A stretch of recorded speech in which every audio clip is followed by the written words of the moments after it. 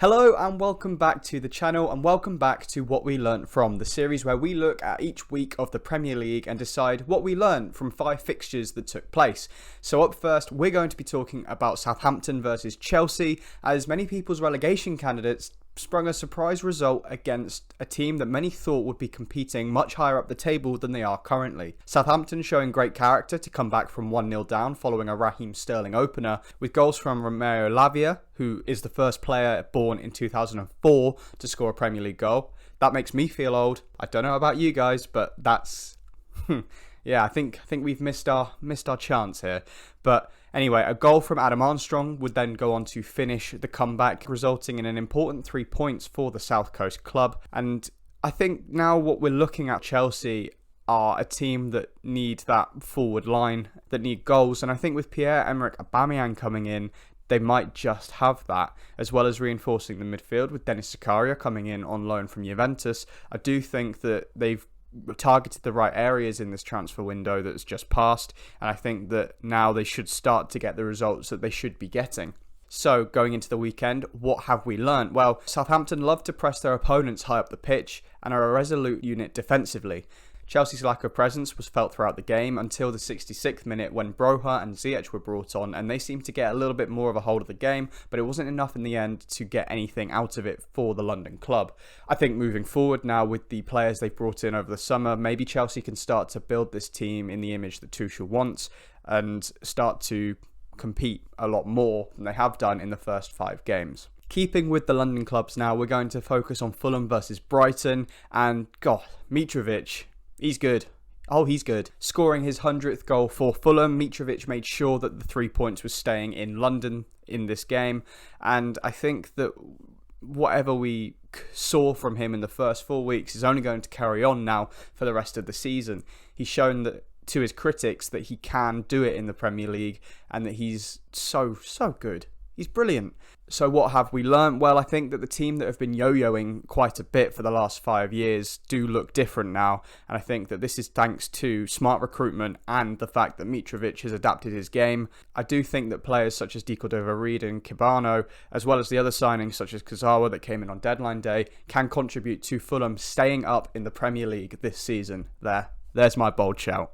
Following the sacking of Scott Parker earlier in the week, Bournemouth had to respond, and respond they kind of did against a Wolves side that are struggling for goals. However, keeping a clean sheet after just being demolished 9-0 is improvement nonetheless. In their first outing since the departure of Scott Parker, Bournemouth managed to keep this clean sheet, and I think that confidence that you'll get from that certainly will be felt through the rest of the squad after the comments made by Scott Parker. If you don't really know why Scott Parker got sacked based on the results, we don't think it's that, but I think it's something to do with how he spoke in the post-match interviews, and you can find that video right here.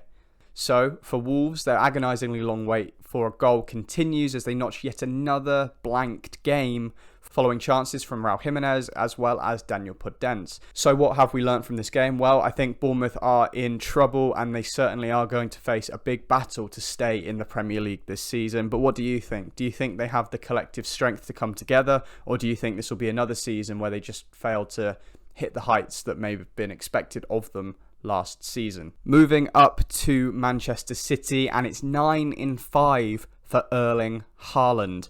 2 hat-tricks in 2 games from the unstoppable Norwegian seem to have propelled a rampant Manchester City side to a comfortable 6-0 win against newly promoted Nottingham Forest. Haaland hit a 26-minute hat-trick on Wednesday evening to go with his 19-minute hat-trick he scored a few days prior, which means that he's scored 6 goals in 45 minutes over 2 games. So what have we learnt? Well, Erling Haaland won't stop anytime soon. And as we mentioned last week, anyone that doubted his ability seems to have had a little bit of a wake-up call to just how good he really is. I think this could be another chance for a player to break the 38-game goal record, as I can see it happening. I really do think that Erling Haaland can break Mohamed Salah's goal record should he stay fit and away from injury this season. Finally, we focus on Leeds United versus Everton, and a first Premier League goal for new signing Luis Sinisterra brought Leeds an important point against Everton in what was quite an interesting game at Elland Road on Tuesday night. The point came at a cost for Leeds following confirmation from Jesse Marsch that Rodrigo has suffered a dislocated shoulder and will be out for a couple of weeks.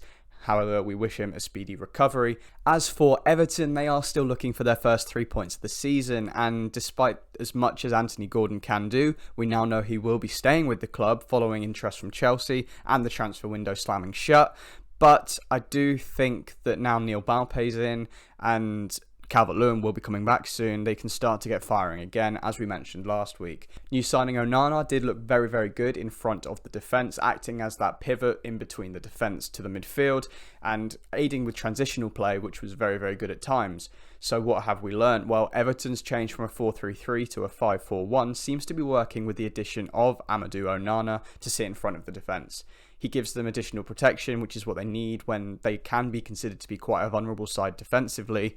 And I think that the additions of Maupay will certainly help to kickstart the season when he gets into the side and begins to click with the players there. Now it's time to focus on the FPL pick for Game Week 6, and for me it's the Swedish international Alexander Isak for Newcastle United. Opening his account for the Magpies on his debut, scoring against Liverpool, is a fantastic way to get started at any club, and I do think he's going to go from strength to strength in this Newcastle side. I do think he will become a very good striker for the remainder of this season. Available for only 7 million, I do think that's a fair price, and I think if you want to play with 3 forwards in your FPL team, it's certainly got to be Jesus, Haaland and Isak for the next few weeks at least. So that wraps up what we learned from Game Week 5. Thank you very much for watching.